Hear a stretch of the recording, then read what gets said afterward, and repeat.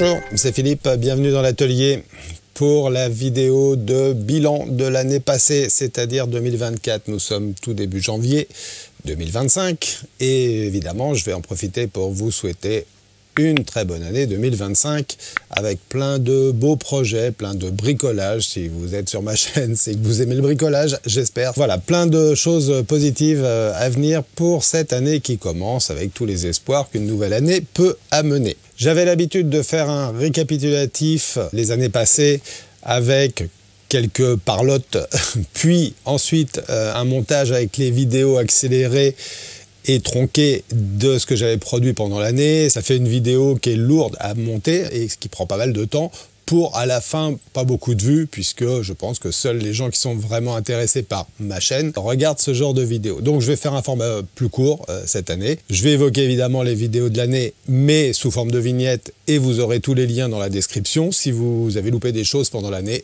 ben vous pourrez toujours rattraper ce retard. Avant de parler des vidéos de l'année, je vais faire un petit bilan des chiffres de la chaîne. La chaîne, elle a été créée en 2020, au mois de mai, si je me rappelle bien. C'était la période, je pense que vous en rappelez, Covid, confinement, voilà, on cherchait de l'occupation et j'avais démarré des vidéos pour m'amuser comme ça sur des sujets très simples, dans un atelier qui n'était pas encore fini d'aménager et qui était bloqué justement par les confinements. Et ce que je pensais être un truc temporaire est devenu une chaîne qui existe depuis bientôt 5 ans, avec 76 vidéos, je crois, sur la chaîne. Et donc, une audience qui s'est constituée petit à petit avec vous. Et pour ça, évidemment, que je commence par vous remercier. Alors, pour parler de chiffres, j'ai pris des notes sur les tableaux de bord de YouTube. La chaîne représente sur une année 496 000 vues, donc quasiment 500 000 vues, sur 12 mois. Alors, là, on va pas dire c'est beaucoup, c'est pas beaucoup, ça ne veut rien dire. Il y a des chaînes avec beaucoup moins de trafic et il y a surtout des chaînes avec énormément plus de trafic. Donc, on va pas chercher à comparer quoi que ce soit. Moi, ce que je vois, c'est que ça fait un demi-million de vues pour des vidéos que j'ai filmées dans mon sous-sol, d'accord, avec une GoPro. Donc, c'est quand même un truc assez magique, Internet. Je connais bien le domaine, c'est mon domaine professionnel, pas sur cet aspect-là des choses, mais sur un aspect techno. Donc, ce potentiel d'audience absolument énorme, il est intéressant dans plein de domaines. Et bien même si on fait des vidéos de bricolage, ce potentiel, il existe. Donc, un demi-million de vues en un an.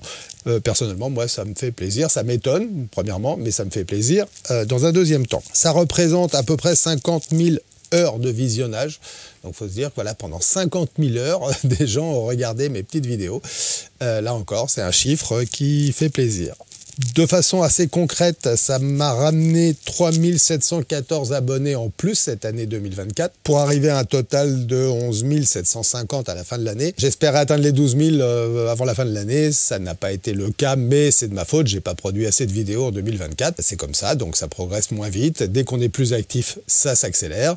Dès qu'on est moins actif, ça ralentit. C'est comme ça que ça fonctionne YouTube. Les algorithmes sont impitoyables. Faut composer avec ça. Dans les vidéos de l'année, alors j'ai produit 12 vidéos plus une, donc 13 vidéos, mais la 13e je la compte pas, c'était le récapitulatif 2023, donc celle-là c'est une vidéo qui compte pas vraiment.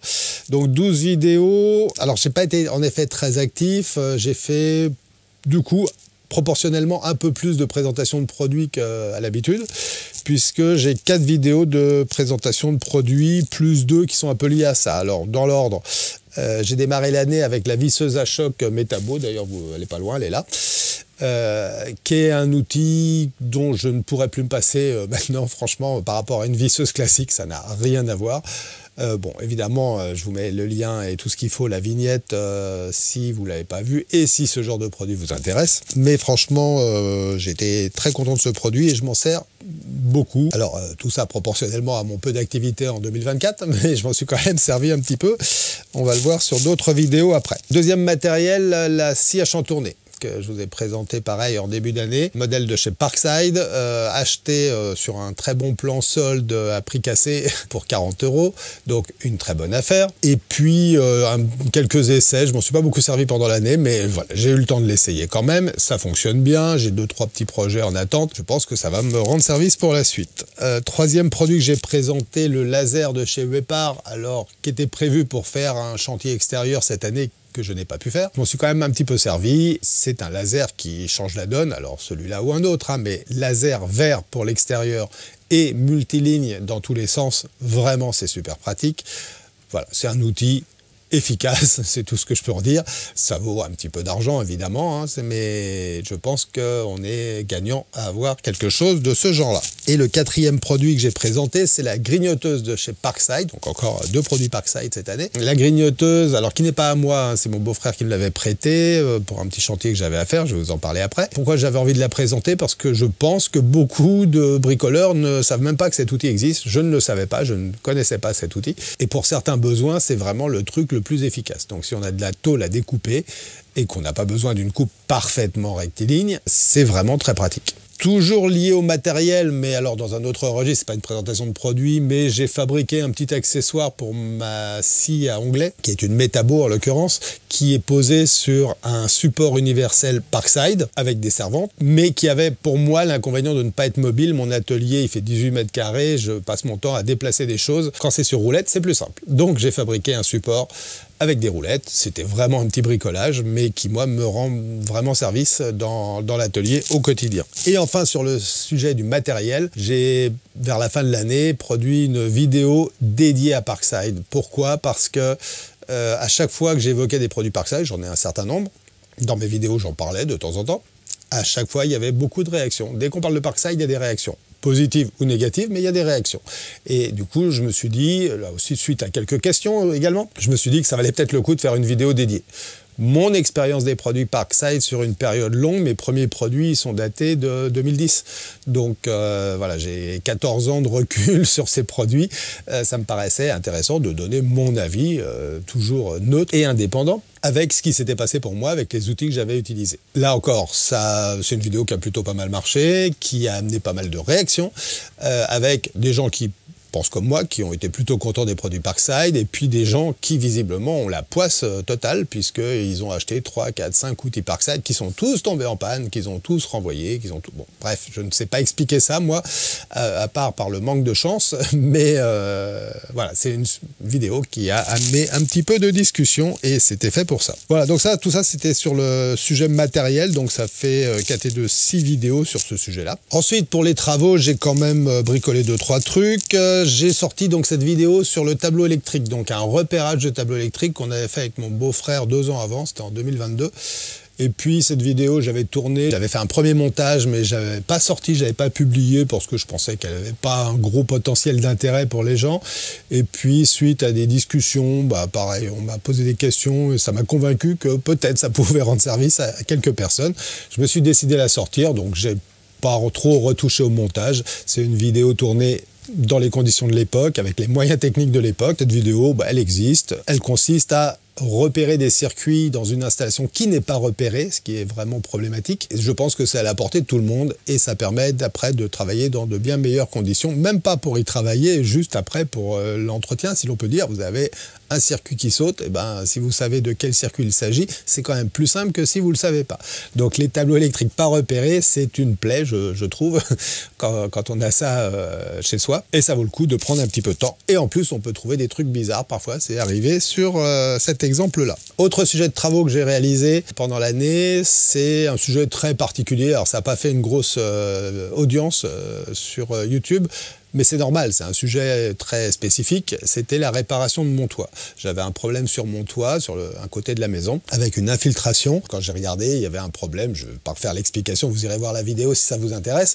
Mais surtout, l'intérêt de cette vidéo, c'était de parler d'une petite société que j'ai trouvée sur Internet à ce moment-là, qui m'a permis d'acheter des tuiles d'occasion pour réparer mon toit. Je pense qu'on est un certain nombre à avoir des toits avec des tuiles qui ne se vendent plus. Dès qu'on a des maisons un peu anciennes, alors moi elle n'est pas super ancienne, mais elle date du milieu des années 70, et déjà ces tuiles ne se font plus, elles ne se fabriquent plus, elles ne sont plus commercialisées, et quand on veut réparer, ben, c'est problématique. Donc soit on trouve des tuiles à peu près compatibles, et bon, pourquoi pas, mais le plus simple c'est peut-être encore de retrouver le modèle identique. Et donc cette petite société dont je parle dans la vidéo, fait ça, elle récupère des tuiles, elle les classe, elle les trie, elle les commercialise de façon très efficace, très professionnelle. Et c'est ça que je voulais montrer dans cette vidéo. Donc c'était un sujet un peu particulier, mais que j'ai bien aimé traiter. Ensuite, j'ai terminé l'année avec deux petites vidéos. Une pour la fabrication d'un petit accessoire pour ma défonceuse sous table. C'est un outil que j'adore, la défonceuse sous table. J'arrête pas de m'en servir, j'arrête pas d'en vanter les mérites dans plein de vidéos. Et j'invite à chaque fois les gens à faire ça parce que vraiment c'est trop pratique. Ça permet de faire des choses assez professionnelles, on va dire. Même si c'est un outil bricolé, ça permet d'avoir un résultat très propre à la fin de ce qu'on fabrique. Et l'intérêt, c'est surtout qu'on peut fabriquer des accessoires pour doter la défonceuse de plein de fonctionnalités. Et en l'occurrence, j'avais vu un petit truc sur Insta que j'ai testé dans une vidéo pour, j'ai appelé ça dégauchir des champs, puisque je ne sais pas trop comment l'appeler, c'est pour remettre des champs droit, donc je pense dégauchir ça fonctionne comme terme, et tout ça facilement, et surtout si on n'a pas de rabot d'égo. donc un petit accessoire vraiment qui coûte rien à fabriquer, mais qui permet de remplir cette fonction parfaite. Et puis une vidéo pour terminer l'année en s'approchant de Noël, j'avais fait ça, alors c'est une période qui était un peu creuse pour moi au niveau bricolage. J'avais trouvé l'idée sur une autre chaîne, mais en fait sur d'autres chaînes au pluriel on pourrait dire, parce qu'on voit ça assez souvent. La petite liste des idées de cadeaux de Noël, dans un domaine spécifique, pour moi le bricolage, et sur d'autres chaînes, sur des domaines variés, où je présentais des produits que moi j'ai achetés au fil du temps, que j'ai testés, que j'ai aimés et que je recommande régulièrement dans mes vidéos et que je pouvais recommander en s'approchant de Noël pour faire des cadeaux. Des produits à tous les prix, de très peu cher, ça doit démarrer, le moins cher doit être à 5 € et le plus cher doit être dans les 200 et quelques, et donc avec une gamme très variée d'objets. Et j'en arrive aux deux vidéos que je considère comme majeures sur la chaîne pendant l'année, qui sont donc des vidéos vraiment de bricolage. On est sur une chaîne de bricolage, hein, donc c'est ça qui est important. Première moitié d'année, une vidéo pour la rénovation totale, on pourrait dire même une restauration de ma cabane de jardin qui était dans un état catastrophique, complètement abandonnée au fond du jardin. Donc en gros, c'était un tas de planches. Et j'en ai refait une cabane que je considère être la plus jolie du quartier, si je regarde les cabanes de mes voisins. Donc voilà, ça a été un travail très sympathique à faire. Fabriquer une cabane, c'est presque un rêve d'enfant. Hein. Donc fabriquer des cabanes, on fait ça quand on est jeune. Et ben quand on est moins jeune, on restaure des cabanes de jardin, mais c'est un peu pareil. Hein. C'est juste le nombre d'années qui a changé entre les deux. Et donc je me suis bien amusé avec ce travail-là. C'est une vidéo malheureusement qui n'a pas fait beaucoup de vues. C'est pas grave en soi, c'est juste moi ça m'aurait fait plaisir que plus de gens la voient. Mais bon, c'est comme ça. On ne choisit pas le nombre de vues sur Internet. C'est les algorithmes qui décident. Et l'algorithme a décidé qu'il n'y aurait pas beaucoup de vues sur ce sujet. C'est comme ça, on essaiera de faire mieux la prochaine fois. Et la dernière vidéo de l'année, donc a vraiment terminé l'année, un sujet qui me tenait à cœur, que j'avais en attente depuis un bon moment, c'est la rénovation totale d'un vélo qu'on considère être vélo vintage puisqu'il est de 1980, donc en gros c'est un vieux vélo. Comme tous les vieux vélos, il avait plein de choses à remettre en état, il était rouillé, cassé, enfin il y avait plein de choses, enfin, il n'y avait rien qui allait, pour faire simple. Rien ne marchait sur ce vélo et donc ça a été une restauration totale, donc un démontage total, changement de ce qu'il fallait changer, les câbles, les freins, les pneus, etc. Démontage, réglage, graissage, nettoyage d'abord, de toutes les parties mobiles pour que tout ça fonctionne avec juste les jeux nécessaires et avec de la lubrification partout où il en faut pour qu'un vélo tourne. Donc ce vélo, il est terminé. J'ai terminé tout juste avant la fin de l'année. J'ai pu sortir la vidéo, je crois 2 jours avant la fin de l'année. J'en suis très content. C'est vraiment un travail qui m'a apporté beaucoup de satisfaction parce que ça me changeait aussi. Hein. Moi, sur ma chaîne, je traite principalement du bois, du bricolage classique, aménagement, meubles et autres. Et là, c'était de la mécanique, alors mécanique simple, mécanique vélo, hein, mais mécanique quand même, ça veut dire que dans l'atelier, l'odeur avait changé, ça sentait plus le bois, ça sentait le gasoil pour dégraisser les pièces. Donc c'est un peu moins agréable, mais au moins ça changeait l'ambiance. Et le vélo, il est là, il est beau, il est terminé, et maintenant j'attends qu'il fasse beau pour vraiment m'en servir, parce que là, c'est pas vraiment la saison. Pour terminer ce petit bilan, toujours sur les vidéos, mais alors au sens plus large du terme, les vidéos les plus vues sur la chaîne pendant l'année 2024, dans l'ordre, et le transfert sur bois. Alors c'est une vidéo que j'ai fait il y a un petit moment déjà, j'ai même fait plusieurs vidéos sur le sujet, mais il y en a une qui marche mieux que les autres, c'est celle, la principale, hein, celle où je teste différentes techniques, et c'est un sujet qui a intéressé beaucoup de gens, parce que je pense que ça sort un peu de la communauté normale de la chaîne, avec une communauté plus loisirs créatifs qui est visiblement assez large sur Internet.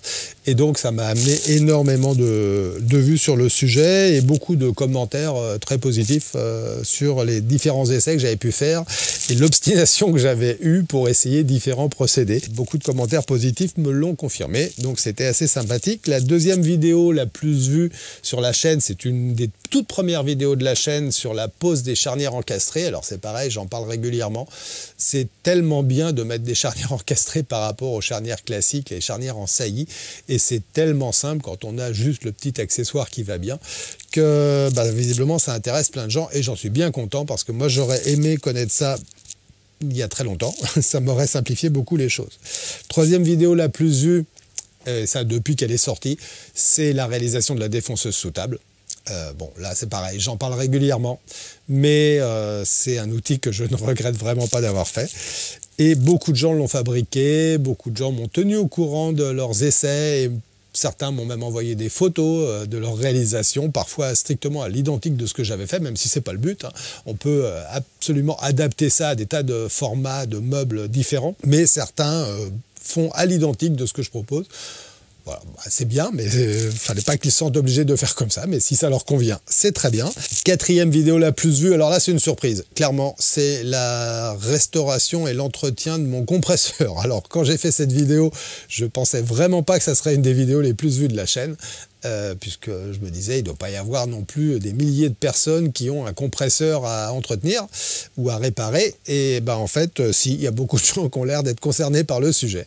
C'est assez étonnant, mais c'est les mystères d'Internet. Et ensuite, pareil, une autre vidéo très ancienne, réalisé conjointement avec mon beau-frère sur la pose de volets roulants de rénovation, donc des volets roulants pas chers, pas motorisés, mais qui permettent de trouver une solution sur des endroits où c'est compliqué de mettre des volets classiques, où c'est compliqué éventuellement d'amener de l'électricité pour mettre une motorisation. Alors on va me dire oui, mais il y a des panneaux solaires, il y a des trucs comme ça. Si on veut quelque chose de pas cher, cette solution est vraiment bien. Je pense que c'est ce qui fait le volume de visibilité de cette vidéo, c'est que c'est pas cher et que ça peut concerner beaucoup de monde. Et enfin, alors il y en aura d'autres, hein, mais je vais m'arrêter à ça pour pas faire une liste trop longue. Dernière vidéo la plus vue, c'est la présentation du rabot d'Ego de Sheinel que j'ai eu il y a maintenant un petit moment. Et cette vidéo, elle est régulièrement vue avec aussi quelques achats par affiliation sur Amazon, mais on peut l'acheter ailleurs. Mais donc ce produit, il intéresse du monde et il intéresse suffisamment certaines personnes pour qu'ils décident de franchir le pas et de l'acheter. Donc ça fait toujours plaisir de voir qu'un avis que l'on donne peut être perçu positivement et servir à déclencher une envie, un achat, bon ça c'est l'aspect pratique des choses, mais surtout une envie d'aller plus loin dans sa façon de bricoler. Je pense que c'est ça qu'il faut comprendre derrière l'idée. Puisque je dis un mot sur les ventes en affiliation, vous savez que dans mes vidéos, souvent je propose des liens d'affiliation sur certains matériels que j'utilise. C'est de l'affiliation Amazon parce que c'est vraiment le plus simple à mettre en œuvre, tout en sachant que c'est pas avec ça qu'on devient millionnaire, hein, bien évidemment, sauf à faire de très gros volumes peut-être, mais en tout cas, moi j'ai quand même certains matériels qui se vendent assez bien.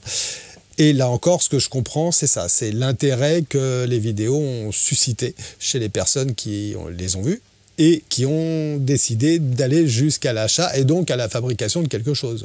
C'est ça que je comprends derrière ça. Donc là, on retrouve, alors c'est logique par rapport à ce que je viens de dire sur la vidéo de pose de charnière encastrée, c'est le kit Worldcraft d'encastrement de charnière. Donc c'est un truc qui vaut 10 € quand on l'achète sous blister, hein, donc ça vaut vraiment rien. Mais ça fait un gros volume de vente. Deuxième achat important, donc c'est les plus grosses ventes de l'année hein, que je cite, c'est la floreuse Katsu.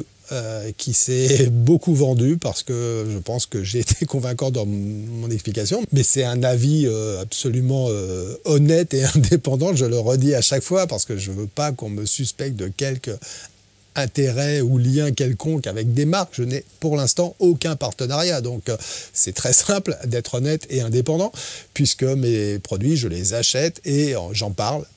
En bien quand il y a du bien à dire, et si c'était pas bien, je dirais exactement de la même façon. Ensuite, on retrouve, je les cite en même temps, mais la table élévatrice pour faire la défonceuse sous table, et l'interrupteur qui permet de commander cette défonceuse sous table. Alors l'interrupteur, il faudrait regarder, dans la vidéo d'origine, j'avais un interrupteur très simple et pas cher, que j'ai remplacé quelques temps après par un interrupteur sécurisé, forcément un petit peu plus cher. En l'occurrence, quand je regarde les ventes, les deux interrupteurs se vendent. J'ai pourtant fait la modification dans la description de la vidéo pour conseiller plutôt l'interrupteur sécurisé. Il y a même une autre vidéo que j'ai sortie à cette occasion-là. Maintenant, je pense que malheureusement, les gens prennent pas forcément le temps de lire les descriptions et peut-être loupent des remarques que l'on peut faire. Quand la vidéo elle est tournée, c'est trop tard, hein. On ne peut pas aller modifier la vidéo pour ajouter des choses dedans. Par contre, on peut modifier la description, donc petit conseil, hein, pas seulement sur mes vidéos, mais en général, prenez le temps d'aller lire les descriptions. Parfois, les créateurs de contenu rajoutent des choses dedans. Et enfin, les deux derniers produits très vendus, la jauge de profondeur. Alors qu'il y a un petit truc pas cher dont je parle très souvent parce que c'est vraiment trop pratique pour plein de choses. Entre autres pour la défonceuse sous table, mais pas que. Ça peut servir à mesurer plein de choses. C'est un peu comme un pied à coulisse, mais dans notre condition de mesure, ça fait un peu la même chose. C'est numérique, c'est précis, c'est au centième. Ça vaut vraiment rien. Et ça serait dommage de s'en priver. Et la dernière vente assez récurrente, c'est la fraiseuse à lamelles de chez Heinl, que j'ai présenté il y a déjà un certain temps dans 2 vidéos différentes, je crois, et qui apparaît dans d'autres réalisations. Un outil très pratique, à prix très raisonnable, qui rend vraiment service. Voilà pour ce bilan 2024, donc vu de la chaîne qui est positif, la chaîne progresse, les volumes progressent, le nombre d'abonnés progresse, sans qu'il y ait de lien direct. D'ailleurs, on n'arrive pas à voir vraiment la proportionnalité entre le nombre d'abonnés et le nombre de vues. Alors ça, les deux croissent en même temps, mais quand on regarde le détail des statistiques, les vues sont principalement réalisées par des gens qui ne sont pas abonnés. Donc je pense que le nombre d'abonnés, ça peut peut-être servir à négocier des partenariats ou autres, mais pour la visibilité de la chaîne, ça n'a pas un impact si important que ça. Et si je compare par rapport à des chiffres que l'on peut voir sur d'autres chaînes, des chaînes avec beaucoup plus d'abonnés ne font pas forcément un nombre de vues proportionnellement plus important. Donc c'est assez bizarre cette histoire de nombre d'abonnés. Donc moi je me focalise pas là-dessus, c'est plutôt le nombre de vues qui m'intéresse. Et je terminerai par ça, ce blabla d'aujourd'hui. Je terminerai en vous remerciant pour les commentaires surtout. Moi c'est la partie la plus agréable que je trouve de YouTube. Faire des vues c'est bien, ça fait plaisir, le compteur augmente. Faire de l'affiliation c'est bien, on gagne un petit peu d'argent. Tout ça c'est satisfaisant, oui. Mais quand je vois les commentaires que vous laissez sur mes vidéos, mais vous êtes juste incroyables. Les commentaires, je le dis, je crois dans tous les bilans des années passées, hein, les commentaires sur ma chaîne, ils sont très courtois, très bien rédigés, avec des formules de politesse, avec tout bien. Donc je suis très content de tout ça. C'est très raccord, je pense, avec ma façon de présenter les choses. Et c'est logique, une communauté, ça se construit comme ça, par une sorte de cohérence entre celui qui, d'un côté, produit un contenu et ceux de l'autre côté qui regardent ce contenu et qui, éventuellement, interagissent. Ça match ou ça matche pas. C'est comme ça. On peut pas plaire à tout le monde. Donc mes vidéos ne plaisent pas à tout le monde. Et moi, quand je regarde des vidéos, toutes les vidéos ne me plaisent pas. C'est normal. Et c'est ça qui fait la diversité d'Internet et de YouTube sur la production de contenu. Voilà, donc je vous remercie vraiment très chaleureusement pour tous ces commentaires que vous laissez. Continuez comme ça, ça fait plaisir. Les likes, c'est bien, là encore, c'est des histoires de compteurs, mais les commentaires, c'est vraiment votre avis qui transparaît là-dedans. Et si vous regardez sous mes vidéos, vous verrez que je prends la peine de répondre à énormément de commentaires. Dès qu'ils évoquent quelque chose, je réponds toujours. Si je ne réponds pas, c'est que malheureusement, je suis passé à côté. Mais je pense que c'est très très rare. Quand je regarde un peu de temps en temps, je jette un œil, je reparcours la liste pour voir si j'ai rien loupé. Et vous verrez que je réponds quasiment tout le temps. Voilà, je vais m'arrêter là, sans ça la vidéo va encore être trop longue. Je vous souhaite à nouveau une très bonne année 2025. J'espère vous retrouver pour un peu plus de projets réels en 2025 qu'en 2024. Et que tout ira bien pour tout le monde. Une bonne année, une bonne santé, c'est évidemment ça le plus important. Voilà, à bientôt pour de nouvelles vidéos. Salut!